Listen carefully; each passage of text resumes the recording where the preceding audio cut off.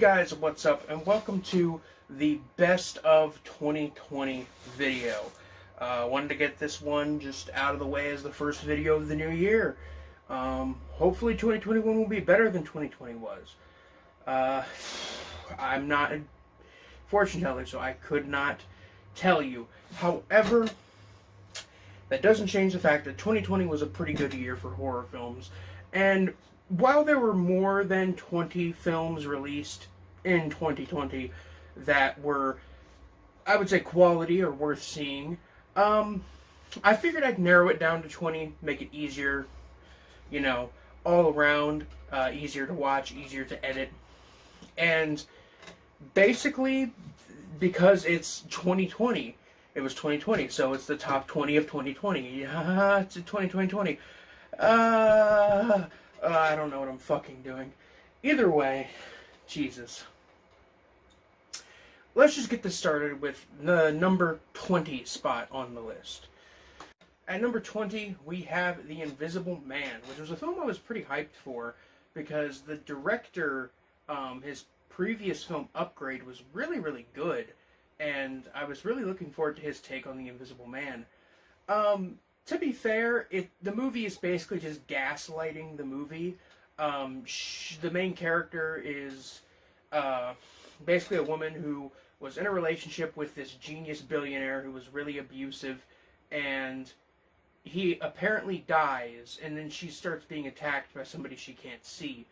And it's very much gaslighting the movie, She keeps saying, hey, he's still alive, he's doing this somehow, he's somehow messing with me.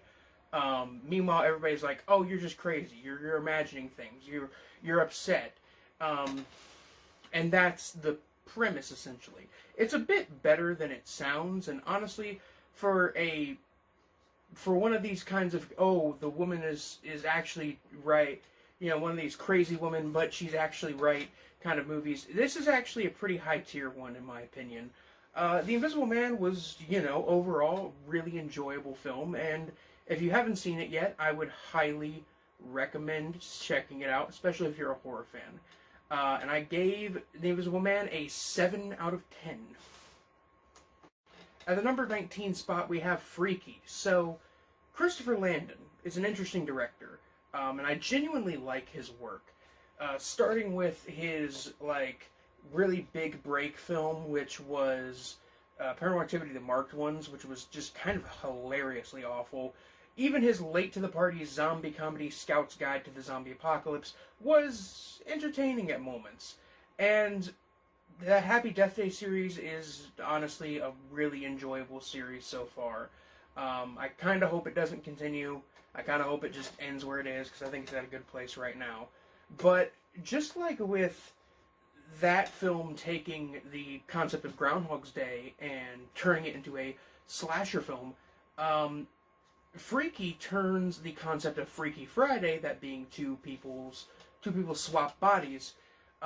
They take that concept and they turn it into a slasher film with a teenage girl swapping bodies with a serial killer who is played by Vince Vaughn. Freaky was an extremely entertaining movie. I had a smile on my face the whole time. It was just a joy to watch, and I'm happy they did a simultaneous, or not simultaneous, but, they did a streaming release not too long after its theatrical run. Although I think seeing this one in a theater would have been a great time. But watching it on my own, was still really, really fun. That's the concept for Freaky. It's definitely not necessarily a great movie, but it's extremely entertaining and enjoyable, and I had a great time with it, and I think most people are gonna really like this film, or at least, like aspects of it. So yeah, that's Christopher Landon's Freaky, and I gave the Freaky a 7 out of 10.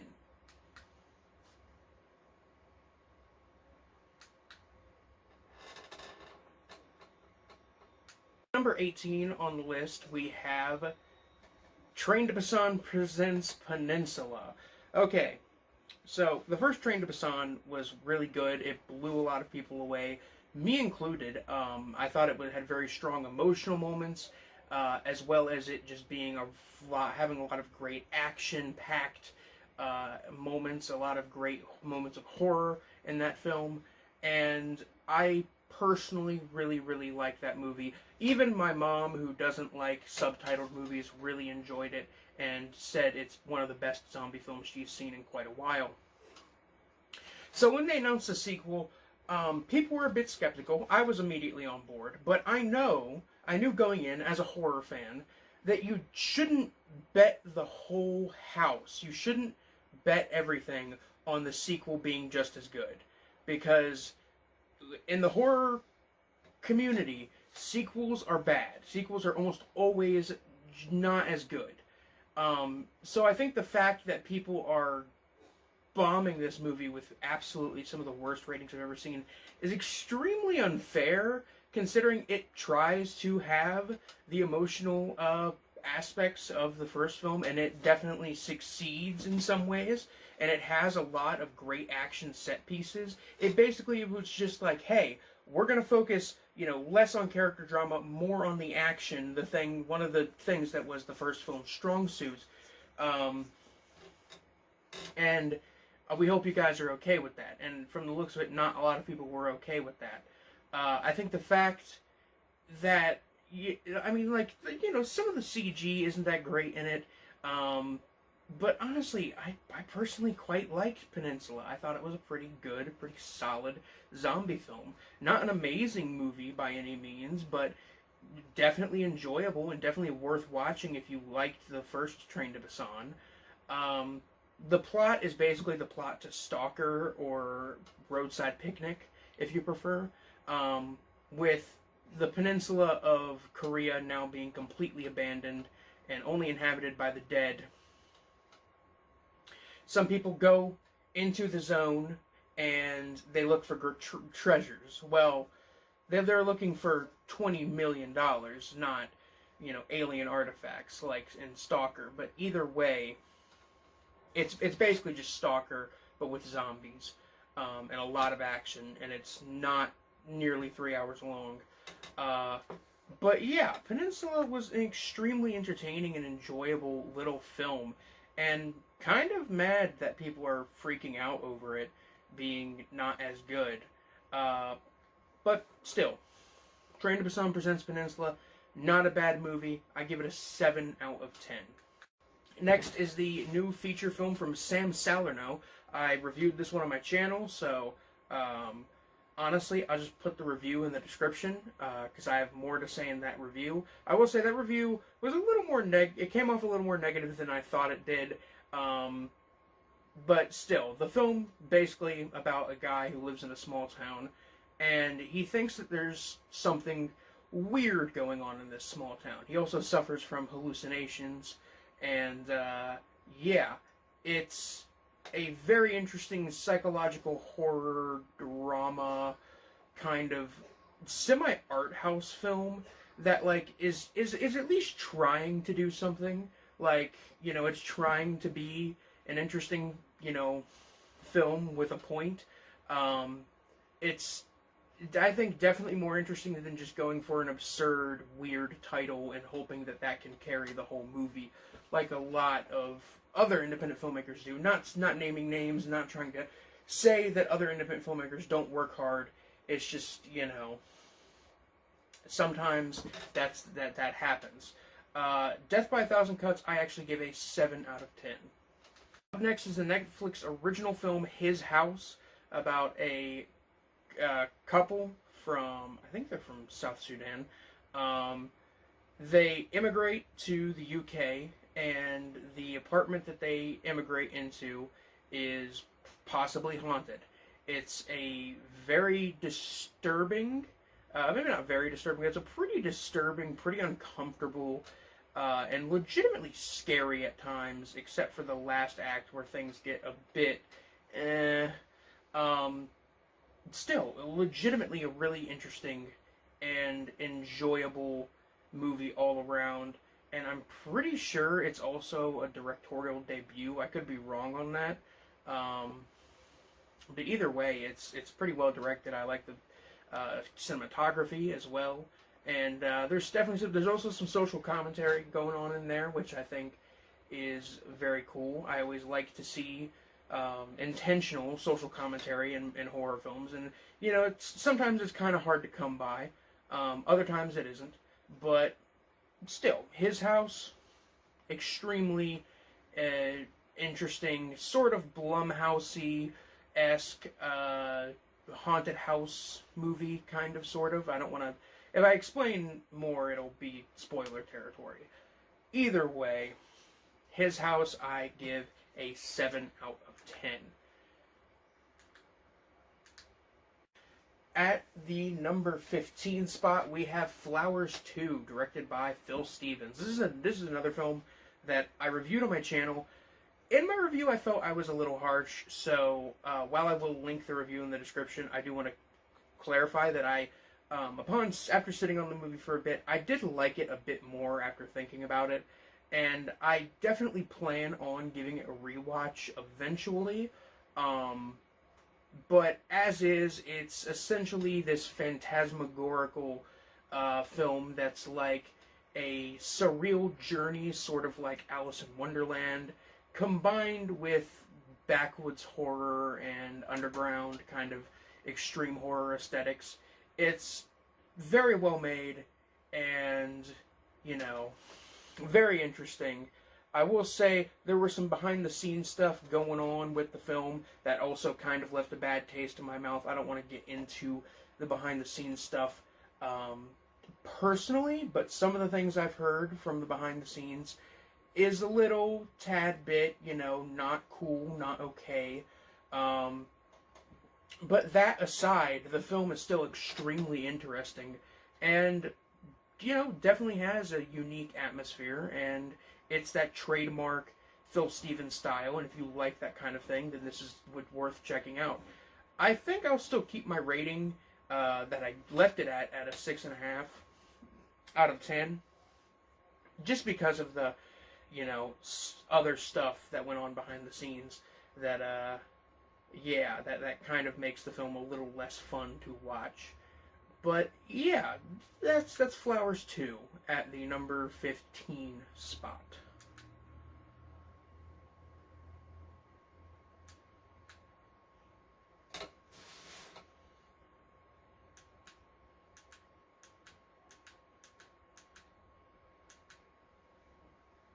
Next, we have The Color Out of Space, directed by Richard Stanley. His return to feature films after losing his job on his dream project in the 90s, which was The Island of Dr. Moreau. His first return to the film world, not a bad return, in my opinion.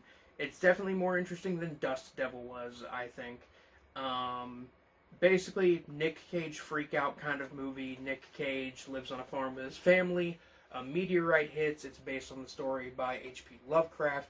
And this meteorite landing causes all kinds of mutations in the livestock and the locals.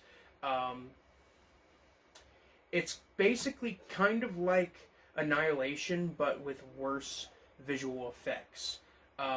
But still, this movie has not only Nick Cage, but fucking Tommy Chong in it. So, if a cosmic horror film featuring Nick Cage and Tommy Chong doesn't sound interesting to you, then I recommend you skip this one. And I actually gave this one an 8 out of 10. At the number 13 spot, we have Spiral, which the trailer makes it look like it's going to be a social thriller, basically like Get Out, but with gay people and homophobes instead of black people and racists. However, this film really isn't that, at least not for the most part. It's got a bit more going on than that. It gets a little cosmic, a little disturbing. Essentially, it is about a gay couple who move into this neighborhood with their daughter, and they face prejudice from this small community that, has not necessarily welcomed them into their community very well. Creepy white people stuff, and the neighbors are really, really friendly for some reason. The film's set in the 90s. It's a very interesting watch. It's on Shudder. It's a Shudder original. And I do think that some people who are like, oh man, this is kind of dumb, they have a bit of a point when it comes to the final act of the film. However, you know, like, disbelief aside, it's still pretty damn interesting and worth watching in my opinion. And I gave Spiral I think 7 out of 10. Up next is The Lodge. This is a film about two kids who are left alone with their soon-to-be stepmother that they don't like.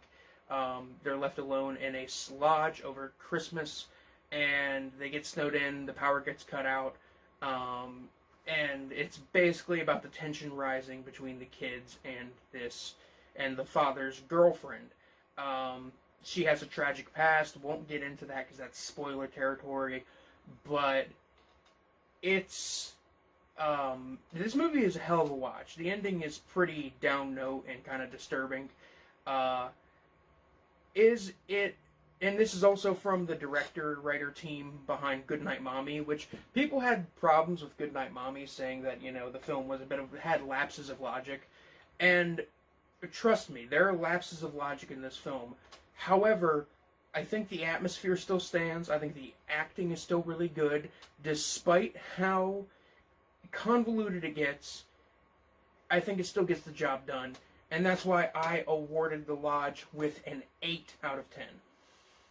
Up next is the Joe Begas film, VFW. I wish I would have seen his film from last year, Bliss, sooner, because that definitely would have made my top of the year list for last year. But still, VFW, directed by Joe Begas. It's basically a kind of Carpenter-y throwback film. The Thing combined with Assault on Precinct 13. A bunch of veterans at a VFW post basically have to defend the place from crazed, junky mutants that have, that, you know, are after something that they have. And these are mutant punks that have been turned into, you know, monsters because of withdrawal from a new, like, experimental mutagen drug. It's very kind of campy, very pulpy, but, you know, if you're into that kind of thing, if you liked The Void, if you like Astron 6's stuff, VFW is extremely enjoyable, and I think is worth checking out. I actually think it's better than The Void in a lot of ways, because it's obviously self-aware, and it's aware of the fact that it's kind of a dumb combination of The Thing and Assault on Precinct 13, but still, not a bad film whatsoever, and I gave VFW an 8 out of 10. At the number 10 spot, we have hashtag Alive, or as I'm just going to call it from now, Alive. So, Peninsula wasn't that great of a sequel to Train to Busan. At least we have hashtag Alive. I already fucked up. At least we have Alive, because this film, in my opinion, is the Train to Busan sequel. It's got some strong emotional moments. I think it's got a very solid premise. It's got really good scenes of horror. Towards the end, it gets a little tropey with the zombie tropes, but, you know, still, I enjoyed this film quite a bit. It is essentially about a teenager locked in his apartment after a zombie apocalypse just kind of happens while his family is out, and he's left there alone with no food, and he essentially has to try and survive as long as he can. It's just an extremely enjoyable, kind of laid back, almost chill zombie movie at times. And yeah, it's essentially just about how he, you know, survives this situation. If he can survive the situation, I should say. Yeah, but Alive, I gave that one a 7 out of 10. Next we have Nocturne, which is one of the Blumhouse, one of the films that Blumhouse released direct to Amazon Prime this year.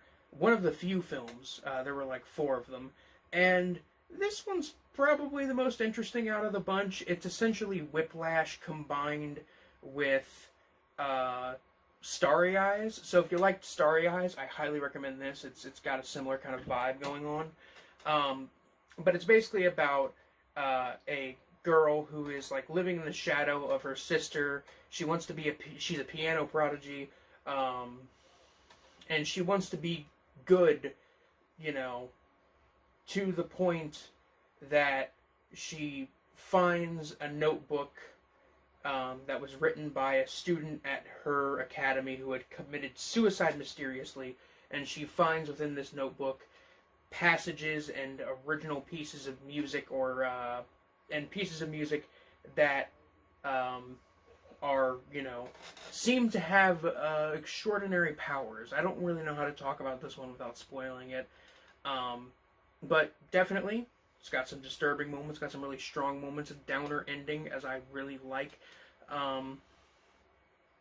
It's quite the watch, and it's got a lot going for it.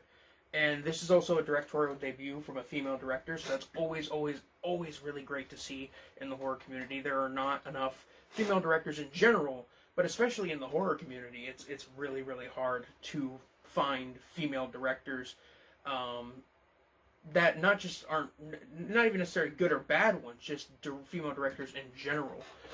So yeah, I gave Nocturne a 7 out of 10. Up next is The Golden Glove. This is a film that I reviewed, again, link in the description, already. So I'll keep my thoughts on this one short. It's essentially based on real-life murderer Fritz Honka, who murdered people that he picked up from the bar, The Golden Glove, and in the 1970s, I'm pretty sure. This is a very ugly, disturbing, out there movie, basically the modern equivalent of Henry Portrait of a Serial Killer. And I give it a solid 7, maybe a 7.5 out of 10. Up next is one that snuck up on me because I thought that this was some kind of drama film because it's directed by Charlie Kaufman and it went straight to Netflix, so I didn't even think about this ever being horror adjacent or anything, but I'm Thinking of Ending Things is the number 7 on our list of the 20 best of 2020.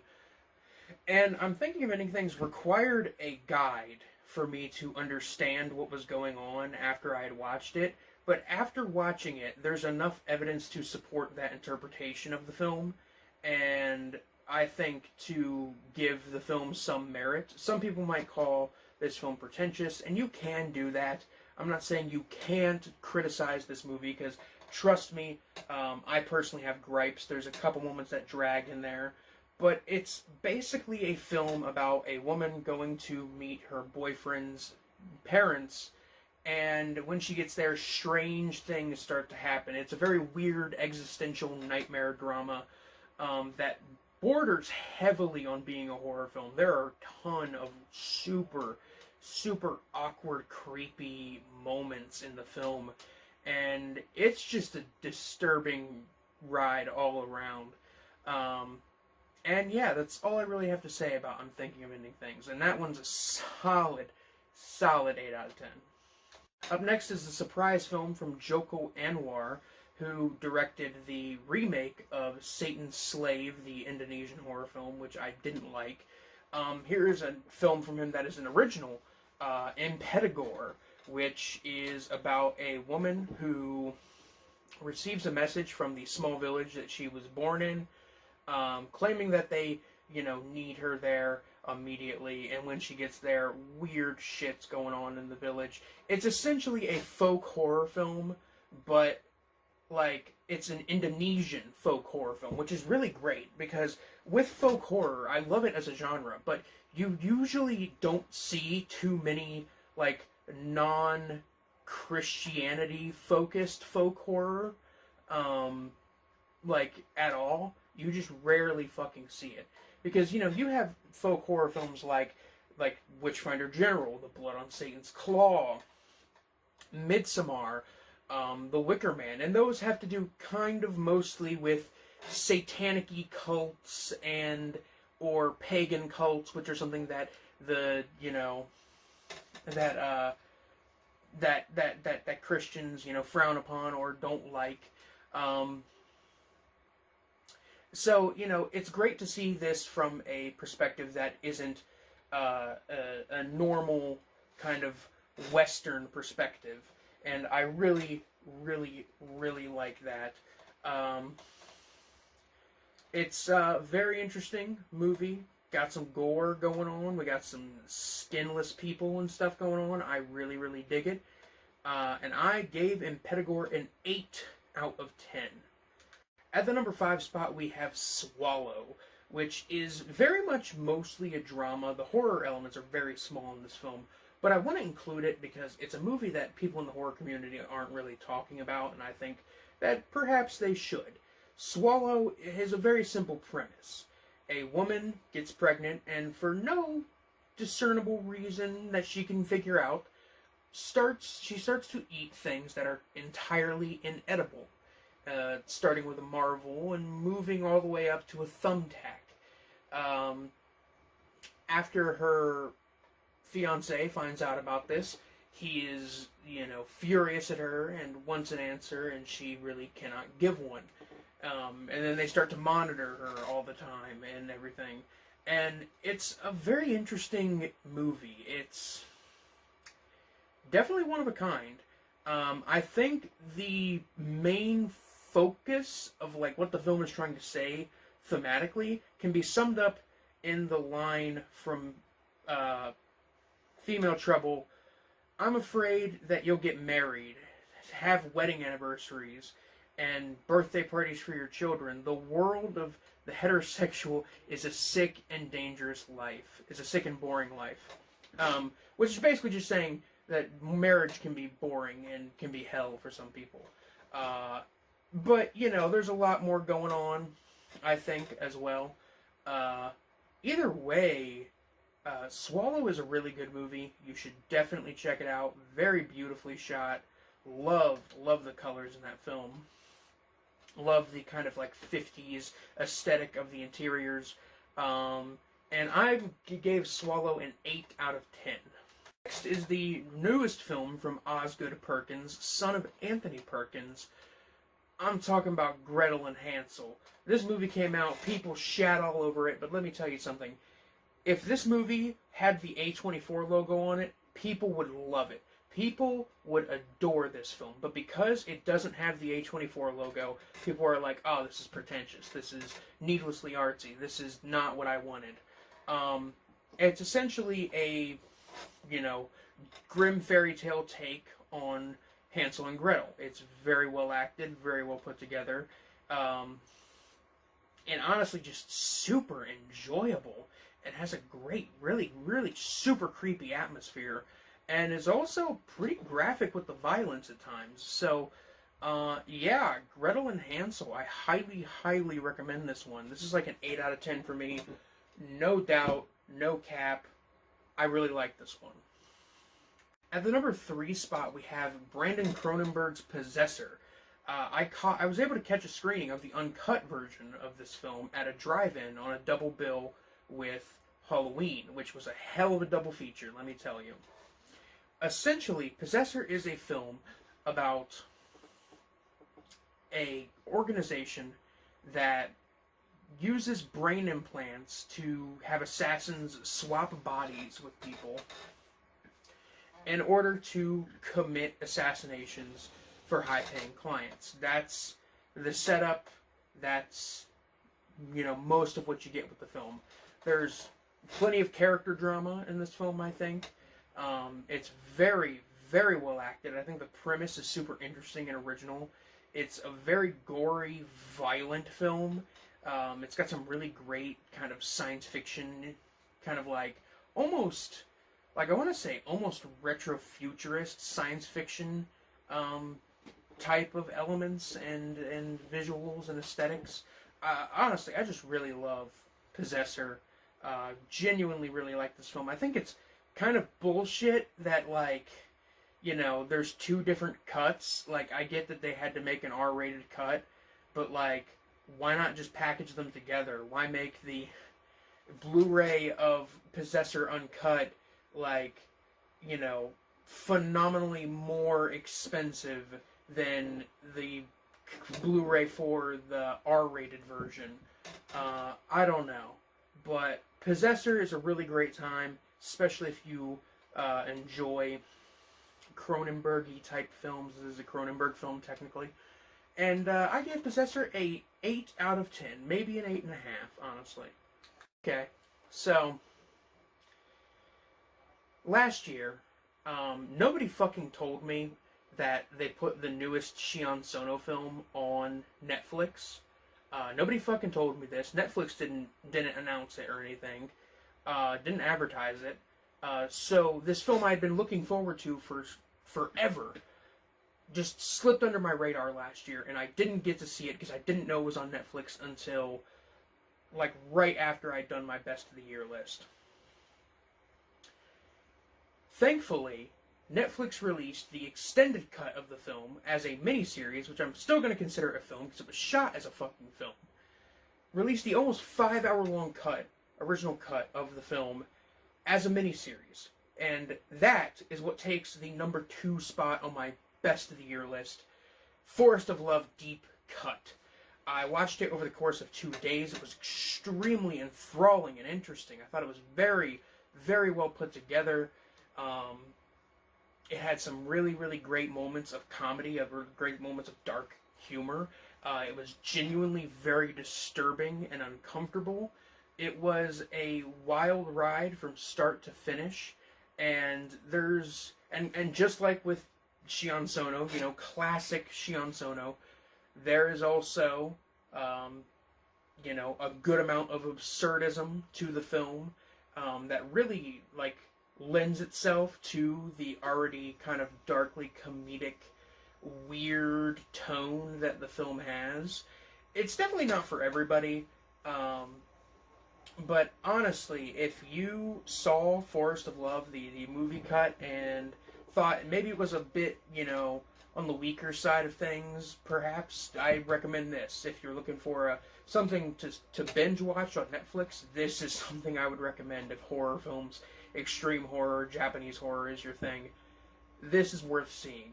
I really, really loved this one. And this one was the number 1 pick for best of the year.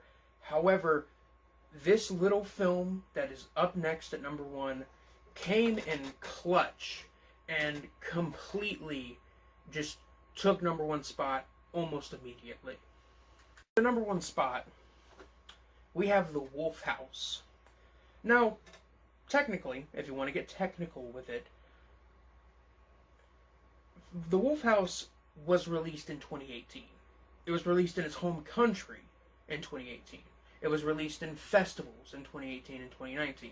However, it hit streaming, it hit home media in the US, it basically the wide release, essentially, in 2020.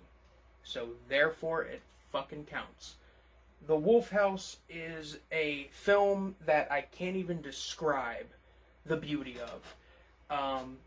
I couldn't even tell you the plot of this movie. From what I've read, it's about a woman escaping a cult and her life, and what her life is like after that. Don't quote me on that, because I don't even know the plot to this movie. I watched this movie, and I was so entranced, enthralled, I was so taken aback by the amazing visuals of this film that I completely just said, fuck it, I'm not paying attention to the subtitles. These visuals are too perfect. I couldn't even tell you the plot, and this is my number 1 film of the year. I think I should say something about how enthralling and beautiful the visuals are in this film. This film is, almost entirely done with stop motion, and not even just stop motion with, puppets or dolls or papier-mâché figures, but all of those things, and even stop motion animation using paint that is painted on the wall of a room and then repainted over for the next frame and then repainted over for the next frame. There's so much effort that went into this film. Obvious effort. And goddamn, is this movie just so fucking beautiful. No wonder it took like 5 years to make this movie. That's how long it took to make this fucking movie. Because you had to paint a room 100 fucking times over just to get, 3 seconds of footage for this movie. It is insane that this was produced on like such a small budget, because I'm pretty sure it was produced on a low budget. The Wolf House is an extremely uncomfortable, enthralling, creepy, unsettling, scary, disturbing, a beautiful, darkly beautiful movie, and I highly recommend it to just like anybody in general. Like, holy hell, is this movie something? And this movie gets a perfect 10 from me. Forest of Love, solid 8.5, maybe a 9. But The Wolf House, 10 all the way. This film is without fucking flaw, in my opinion. And that was my number 1 film for the year. So, yeah, once again, going down the list, we got The Invisible Man at number 20. We got Freaky at 19. We got Peninsula at 18. We got Death by a Thousand Cuts at 17. At 16, we got His House. 15, we got Flowers 2. 14, we got The Color Out of Space. 13, we got Spiral. 12, we got The Lodge. 11, we got VFW. 10, we got Hashtag Alive. 9, we got Nocturne. 8, we got The Golden Glove. 7, we got I'm Thinking of Ending Things. 6, we got In Pedegore. 5, we got Swallow. 4, Gretel and Hansel. 3, Possessor. 2, Forest of Love Deep Cut. And number 1, The Wolf House. That's it for this one. I also want to clear up something that I just kind of realized as I was going through the ratings. There are films that are like rated 8 out of 10 for me that are like lower on the list than films that are rated 7 out of 10.